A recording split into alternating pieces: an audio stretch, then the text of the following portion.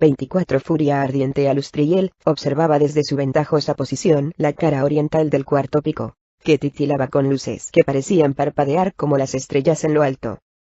El intercambio de esferas luminosas lanzadas por los defensores y los conjuros de oscuridad de los invasores para contrarrestarlas era vertiginoso. A medida que su carro rodeaba los riscos suroccidentales, la dama de luna plateada sintió un creciente temor, pues los defensores habían sido empujados en una formación y estaban rodeados por goblins, kobolds y feroces guerreros drow por todas partes. Aún así, las fuerzas de las 4 unidades combatían bien, prácticamente espalda contra espalda, y sus líneas se mantenían firmes. Ninguna fuerza numerosa podía atacarlos por la abertura superior de la U, el punto débil, debido a que las paredes de los riscos eran casi verticales, y los defensores sostenían la formación lo bastante compacta como para resistir cualquier ataque concentrado. Sin embargo, mientras Alustriel llegaba a esa conclusión, sus esperanzas fueron puestas a prueba. Un grupo de goblins, dirigido por enormes peludos, una variante de goblins velludos, y de más de 2 metros de talla, formó una cuña compacta y arremetió contra el flanco oriental de los defensores como una punta de lanza. La línea flaqueó. Alustriel estuvo a punto de descubrir su presencia, lanzando una ráfaga de magia explosiva. Pero, en medio del caos y de la presión, una espada se alzó sobre las demás, una canción se alzó sobre las otras. Berkgar el intrépido, con la enmarañada melena al viento, cantó a Tempus con todo su corazón, Iban quien fuere zumbó al hendir el aire. Berkgar hizo caso omiso de los goblins menores, y cargó directamente contra los peludos, y cada mandoble poderoso acababa con uno de ellos. El jefe de piedra alzada recibió una herida, y otra más, pero su severo semblante no reflejó el menor asomo de dolor ni su decidido avance vaciló. Los peludos que escaparon con vida en los primeros momentos del furioso ataque del hombre, lo evitaron a partir de entonces, y, con sus líderes tan aterrorizados, los goblins perdieron enseguida el ánimo para continuar con el asalto y la cuña se desintegró en una muchedumbre que huía en desbandada. Alustriel sabía que serían muchos los cantos que celebrarían el heroísmo de Berkgar, pero solo si los defensores se alzaban con la victoria. Si los elfos oscuros tenían éxito en su conquista, entonces todas esas proezas se perderían para las generaciones futuras. Todos los himnos quedarían enterrados bajo el negro velo de la opresión. Eso no podía ocurrir, decidió la dama de luna plateada. Incluso si Mithril caía esta noche, o la próxima, la guerra no podía perderse. Toda luna plateada se movilizaría contra los Drows, y ella iría a Sundabar, en el este, a la ciudad de la Deadbar, la fortaleza del rey Armbrome y sus enanos, y llegaría a aguas profundas, en la costa de la espada, a fin de reunir las fuerzas necesarias para empujar a los Drows de vuelta a Menzoberranzan. Esta guerra no estaba perdida, se recordó a sí misma, y miró a los decididos defensores que resistían el asalto de la horda, luchando y muriendo. Entonces llegó la tragedia que había esperado y temido desde hacía rato. La descarga mágica, explosiones de bolas de fuego, relámpagos de aniquiladora energía mágica y destructivas espirales ardientes. El asalto se centró en la esquina suroccidental de la U, y destrozó las filas de los jinetes de Nesme, consumiendo caballos y hombres por igual. Muchos esclavos humanoides cayeron también, pero eran simple carne de cañón que no tenía la menor importancia para los malvados hechiceros Drows. Las lágrimas se deslizaron por las mejillas de Alustriel mientras presenciaba la catástrofe, mientras oía los gritos agónicos de hombres y bestias, y veía ese rincón de la montaña calcinarse bajo el terrible poder de la andana mágica. Se reprochó no haber previsto esta guerra, haber subestimado la importancia de la marcha Drow, no tener atrincherado su ejército al completo, guerreros, hechiceros y clérigos por igual, en defensa de Mithril. La masacre continuó durante varios minutos que parecieron horas a los aterrados defensores. Siguió y siguió, mientras las explosiones y los gritos se sucedían sin pausa. Alustriel recobró el ánimo y buscó el motivo, y, cuando lo vio, comprendió que los hechiceros Drows, en su ignorancia del mundo de la superficie, habían cometido un error. Estaban concentrados en una densa arboleda, a cubierto, arrojando su mortífera lluvia de conjuros. El rostro de Alustriel se iluminó con una sonrisa maliciosa, una sonrisa de venganza, y, haciendo virar a su carro en un ángulo pronunciado, descendió en picado sobre la ladera de la montaña como una flecha disparada al corazón de sus enemigos. Los Drow se habían equivocado. Estaban bajo los árboles. Mientras cruzaba el extremo norte del campo de batalla, Alustriel gritó una orden y su carro y el tronco de caballos encantados que tiraba de él, se prendieron en brillantes llamas. Oyó los gritos de miedo debajo de ella, tanto de aliados como de enemigos, y escuchó el toque de trompetas de los caballeros de plata, que habían reconocido el carro, y comprendieron que su líder había venido. Siguió descendiendo, y una tremenda bola de fuego precedió su vuelo, y explotó en el centro del soto. Alustriel pasó a toda velocidad rozando las copas, y bordeó la línea de árboles de manera que las llamas de su carro prendieron las ramas por donde quiera que pasaba. Los hechiceros Drow habían cometido un error. Sabía que los elfos oscuros habrían establecido defensas para un contraataque mágico quizás sobre sí mismos, incluso, que rechazarían los fuegos más intensos, pero no entendían la naturaleza inflamable de los árboles. Aun en el caso de que el fuego no los consumiera, las llamas los cegarían, y los dejarían fuera de combate de forma efectiva. Y el humo. El espeso soto estaba húmedo por las lluvias previas, y las heladas, y unas nubes negras saturaron el aire. El siguiente error de los hechiceros Drow fue contrarrestar el fuego como lo habían hecho siempre, conjuros que creaban agua. Su actuación fue tan intensa que las llamas se habrían sofocado de no ser porque Alustriel no flaqueó, y continuó volando sobre el soto, e incluso penetró a través de él cuando encontró un hueco. Ninguna cantidad de agua, ni siquiera el propio océano, habría podido extinguir los fuegos de su carro encantado. Mientras seguía alimentando las llamas, los hechizos acuosos de los hechiceros añadieron vapor al humo, cargando el aire de tal manera que los elfos oscuros estaban totalmente cegados, y no podían respirar. Alustriel confió en que sus caballos, extensiones de su voluntad, comprendieran su intención, y mantuvieran el carro en su curso, y entre tanto ella vigiló, con sus conjuros preparados, ya que sabía que el enemigo no podía permanecer dentro del bosquecillo. Como era de esperar, un Drow salió flotando entre los árboles, alejándose de aquel infierno, levitando en el aire, e intentando orientarse en el entorno del soto. El rayo de Alustriel lo alcanzó de lleno en la nuca, y lo lanzó por el aire dando vueltas y vueltas. Luego quedó colgando boca abajo, muerto, hasta que su propio hechizo expiró, y el cadáver se precipitó sobre los árboles. Sin embargo, mientras la dama ejecutaba el conjuro que mató al hechicero, una bola de fuego explotó en el aire justo delante del carro que, llevado por el impulso del vuelo, atravesó la ardiente masa. La dama de luna plateada estaba protegida de las llamas con su propio encantamiento, pero no de la bola de fuego, y gritó de dolor al salir herida, el rostro enrojecido por la quemadura. Arriba, en la montaña, Besnet y sus soldados presenciaron el ataque contra Alustriel. Los dorados ojos del elfo se endurecieron. Sus hombres gritaron de rabia. Si sus hazañas previas habían sido feroces, ahora resultaron puramente salvajes, y los hombres de Berkgar, que luchaban junto a ellos, no necesitaron que los asusaran. Goblins y kobolds, peludos y orcos, incluso los gigantescos minotauros y los diestros Drow, murieron a docenas en los siguientes minutos de la batalla. De poco sirvió. Dondequiera que moría uno, otros dos ocupaban su puesto, y, aunque los caballeros y los bárbaros podrían haber pasado a través de las líneas enemigas, no tenían a dónde ir. Un poco más lejos, hacia el oeste, con sus jinetes de Longsadle sometidos a una presión similar, Regueld vio cuál era su única esperanza. Condujo a Saltacharcas hacia un lugar en el que no había enemigos, y ejecutó un conjuro para transmitir un mensaje a Besnet. Hacia el oeste, imploró el hechicero al cabecilla de los caballeros. Acto seguido, Regueld se encargó de dirigir la nueva estrategia, e hizo que sus hombres y los bárbaros que estaban cerca se encaminaran hacia el oeste, hacia el Valle del Guardián, como el plan original había previsto. Los hechiceros Drow habían sido silenciados, al menos momentáneamente, y ahora se presentaba la única oportunidad que tendría Regueld. Un rayo hendió el aire cada vez más ennegrecido.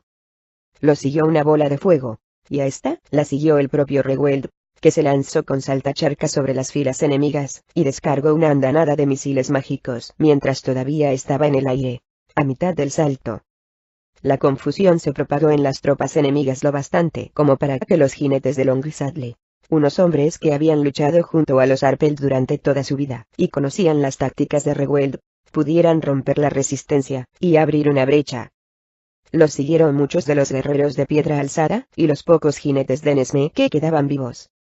Tras ellos llegó el resto de las fuerzas de los bárbaros y los caballeros de plata, con el poderoso Berkgar en la retaguardia, manteniendo a raya, casi por sí mismo, a los monstruos que los perseguían. Los defensores se abrieron paso violenta y rápidamente, pero su ímpetu se vio frenado cuando otra fuerza, compuesta en su mayoría por Dross, se interpuso en su camino, formando un frente compacto. Sin cejar en su andanada mágica, Reweld se lanzó a la carga con saltacharcas, convencido de que iba a morir. Y así habría sido, salvo que Alustriel, obligada a retirarse del soto por los crecientes y efectivos contraataques de los hechiceros Dross, regresó velozmente a la ladera de la montaña, y sobrevoló justo sobre las líneas de elfos oscuros lo bastante bajo para que los Dross que no se dieron a la fuga acabaran arrollados y abrasados a su paso. Besnet y sus hombres galoparon hacia el frente de la fuerza en retirada, con gritos por Alustriel y por el bien de toda la gente buena, y se zambulleron en la confusión de las filas Dross, justo en el abrasado paso abierto por el carro llameante. Muchos hombres más murieron en esos minutos de lucha infernal, muchos humanos y muchos Dross, pero los defensores lograron abrirse paso hacia el oeste, corriendo y cabalgando, y encontraron el camino al Valle del Guardián antes de que el enemigo tuviera ocasión de cortarlo. Sobrevolando de nuevo la batalla, Alustriel se sintió desfallecer, exhausta. No había lanzado una andanada mágica tan intensa hacía muchos años, y no se había visto envuelta en un conflicto tan directamente desde los días anteriores a su nombramiento como dirigente de Luna Plateada. Ahora estaba cansada, herida y quemada, y había recibido varios golpes de espadas y flechas mientras sobrevolaba las líneas Dross. Sabía que encontraría censura a su regreso a Luna Plateada. Sabía que sus consejeros y el consejo de la ciudad y sus colegas de otras poblaciones pensarían que era impetuosa, e incluso necia. Sus detractores argumentarían que Mitrilac era un pequeño reino por el que no merecía la pena que ella arriesgara la vida. Correr tales riesgos ante un enemigo tan mortífero era una estupidez. Eso es lo que dirían, pero Alustriel no compartía esa opinión. Sabía que las libertades y los derechos instaurados en Luna Plateada no existían simplemente por el tamaño y la fuerza de la ciudad. Eran válidos para todos. Para Luna Plateada, para aguas profundas, y para los reinos más pequeños que lo desearán, porque, de otro modo, los valores que propugnaban no tendrían sentido, y serían egoístas. Ahora estaba herida. Había faltado poco para que la mataran, y anuló el hechizo llameante de su carro mientras se remontaba en el cielo. Ponerse a descubierto tan claramente provocaría un ataque mágico que la destruiría con toda probabilidad. Sabía que estaba muy mal herida, pero Alustriel sonreía. Aun en el caso de que muriera esta noche, la dama de Luna Plateada moriría sonriendo, porque estaba haciendo lo que le dictaba su corazón. Estaba luchando por algo más importante que su vida, por unos valores que eran eternos y fundamentalmente justos.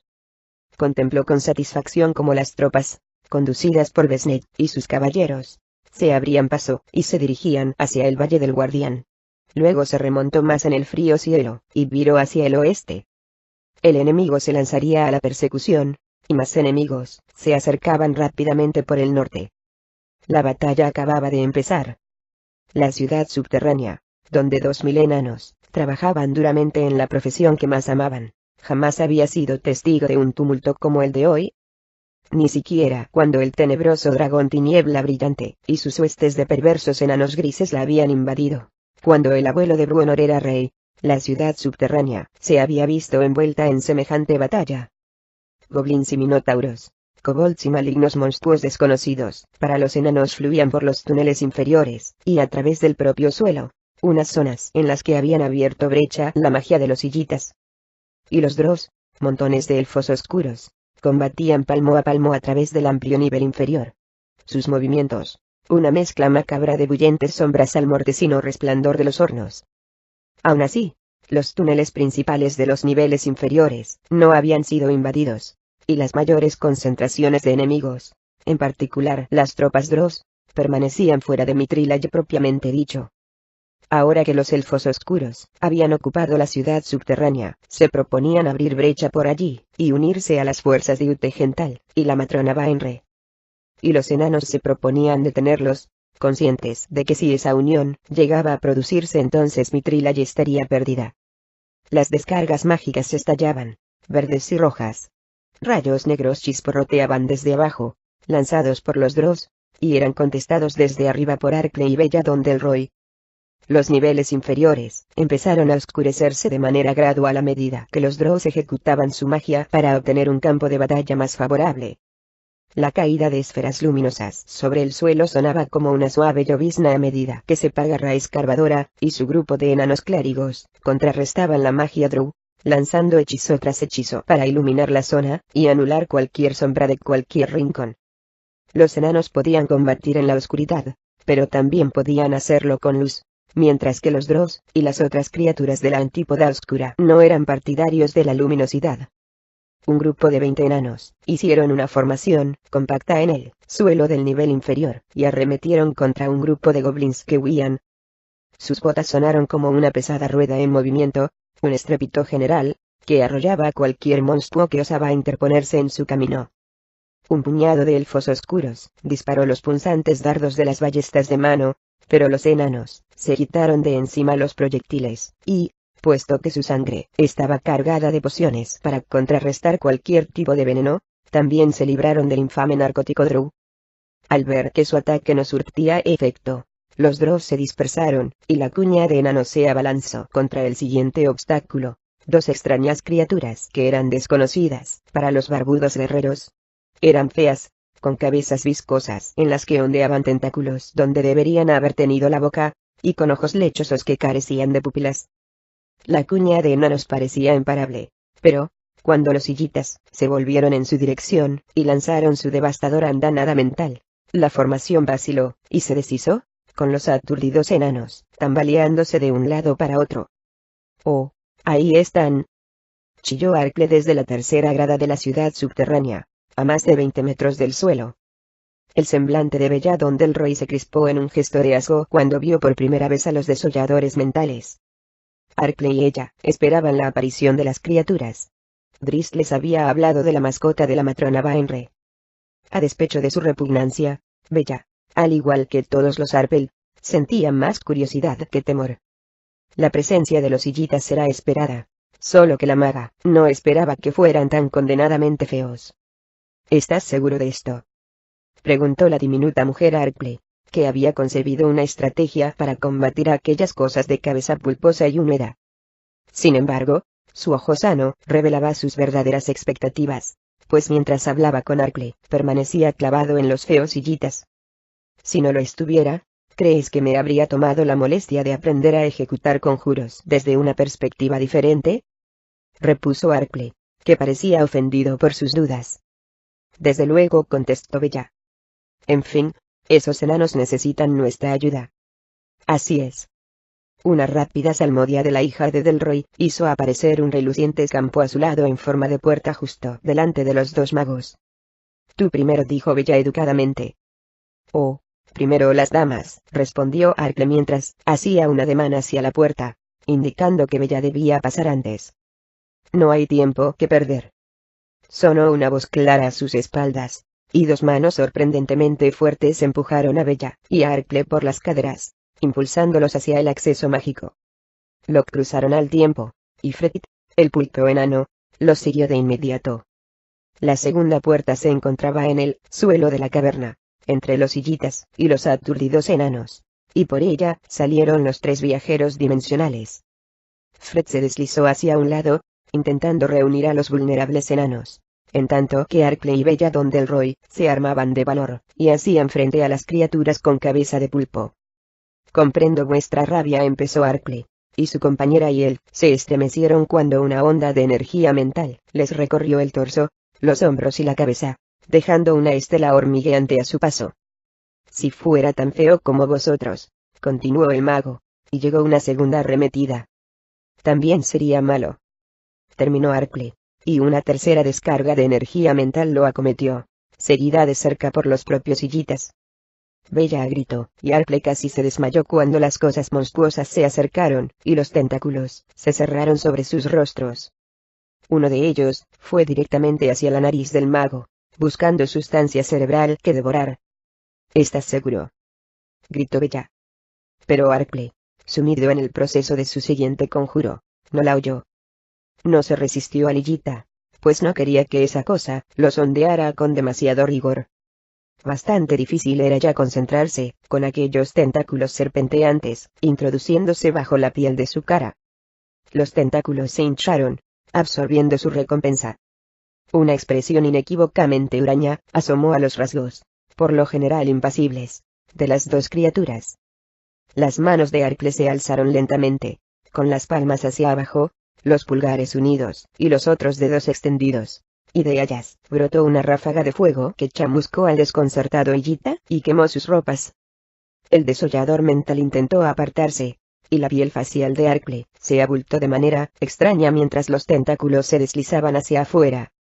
Arple ya iniciaba la ejecución de su siguiente hechizo.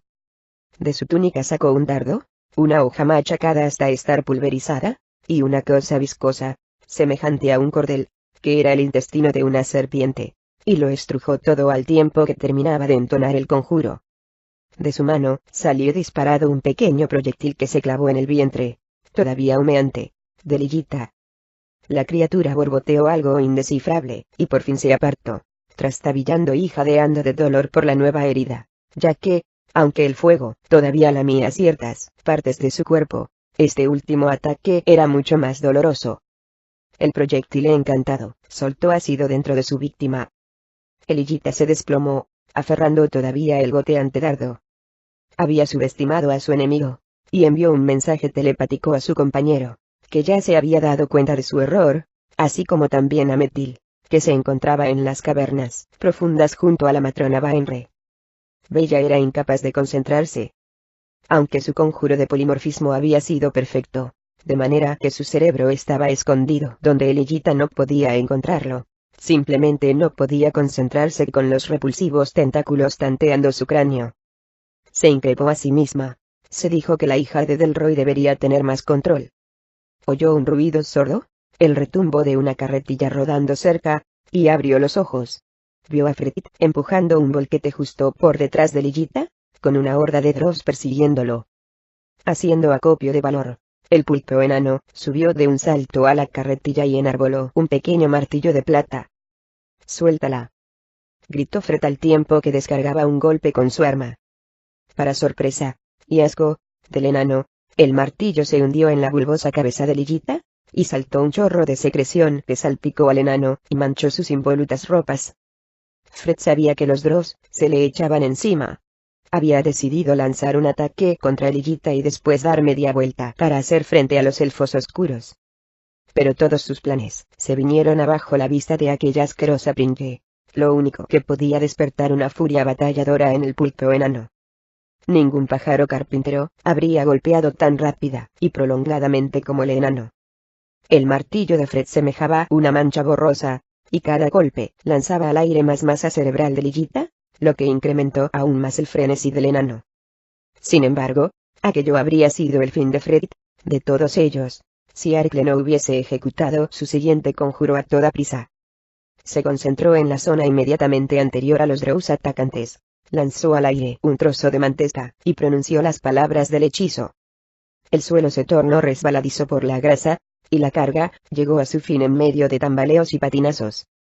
Con la cabeza convertida en una masa goteante, Lillita se desplomó delante de Bella, y los tentáculos, todavía enganchados, la arrastraron hacia el suelo. La maga agarró con frenesí aquellos tentáculos, y se soltó de un tirón. Luego se puso de pie, y se estremeció de asco. «Te dije que esa era la manera de luchar contra los desolladores mentales», exclamó Arcle alegremente, pues su plan se había cumplido paso a paso.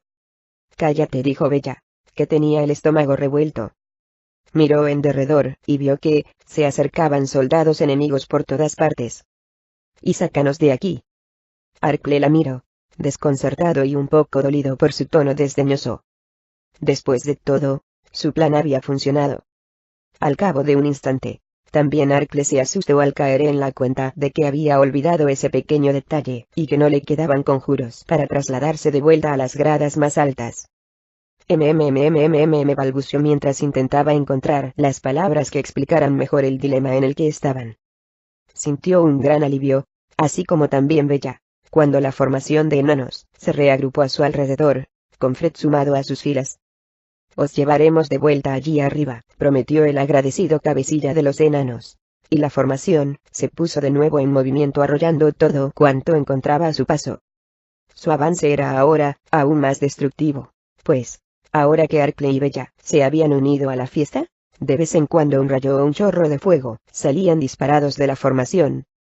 Con todo, la maga seguía sintiéndose incómoda, y anhelaba que todo esto terminara para poder recobrar su configuración física normal. Arcle había estudiado a fondo a los Illitas, y los conocía tanto más que cualquier hechicero de los reinos. Sus descargas mentales debilitadoras eracónicas, le había asegurado a Bella, y, por ende, si los dos podían acercarse a los desolladores mentales, solo la mitad superior de sus cuerpos resultaría afectada. Por consiguiente, había realizado un encantamiento de transformación física con el que Bella y él, aunque conservaban su apariencia habitual, habían transmutado dos de sus partes corporales: el cerebro y las posaderas. Arcle sonrió, satisfecho por su agudeza, mientras la formación continuaba avanzando. Esta transformación había sido un proceso muy delicado que requirió muchas horas de estudio y preparación. Pero, al recordar la expresión avinagrada de los feos Illitas, Arcle pensó que había merecido la pena, de principio a fin. El retumbo de los puentes derrumbándose, así como de todas las antesalas cercanas al barranco de Garún, se sintió en los túneles más profundos de Mithril e incluso más allá, en los pasajes superiores de la propia Antípoda Oscura. Cuánto trabajo les esperaba a Bruenor y a los suyos, si alguna vez intentaban abrir la puerta oriental otra vez. Pero el avance Drow había sido detenido, y también había merecido la pena, pues ahora, el general Darnavit y sus tropas de defensores estaban libres para marcharse. Pero, ¿a dónde?, se preguntó el estoico enano, endurecido por las batallas. Le habían llegado informes de que la ciudad subterránea estaba siendo atacada de lleno, pero también era consciente de que la puerta occidental, en el Valle del Guardián, era vulnerable, ya que solo unos pocos cientos de enanos protegían los numerosos corredores en los que no se habían tomado las medidas catastróficas llevadas a cabo en la zona oriental. Los túneles del oeste no podían ser demolidos totalmente. No habían tenido tiempo para minarlos. Darnavik miró en derredor a los miles de soldados que lo seguían. Muchos de ellos estaban heridos, pero todos deseaban seguir peleando, deseaban defender su sagrada tierra. A la ciudad subterránea, anunció el general un momento después. Si la puerta occidental caía, los invasores tendrían que encontrar el camino. Una tarea nada fácil, teniendo en cuenta las miles de elecciones que encontrarían a su paso. La lucha había estallado ya en la ciudad subterránea, y allí era donde Darnavik debía estar. Por lo general, les habría costado muchos minutos, una media hora o más, llegar hasta el escenario de la lucha, aun en el caso de que hubieran ido corriendo todo el camino. Pero esto también había sido previsto, así que Darnavik condujo a sus hombres al punto acordado, a unos accesos nuevos que se habían preparado en las paredes conectadas con las chimeneas que subían desde los grandes hornos. Tan pronto como esos accesos estuvieron abiertos, Darnavik y los suyos oyeron el ruido de la batalla, así que, uno tras de otro, se deslizaron sin demora por las gruesas cuerdas colocadas a ese fin. Se deslizaron al tiempo que entonaban cantos a Clangedon. A medida que llegaban abajo, salían apresuradamente de los calientes hornos, y se lanzaban a la refriega en oleadas aparentemente interminables, como los drows que salían de los túneles inferiores. La batalla en la ciudad subterránea se hizo más encarnizada,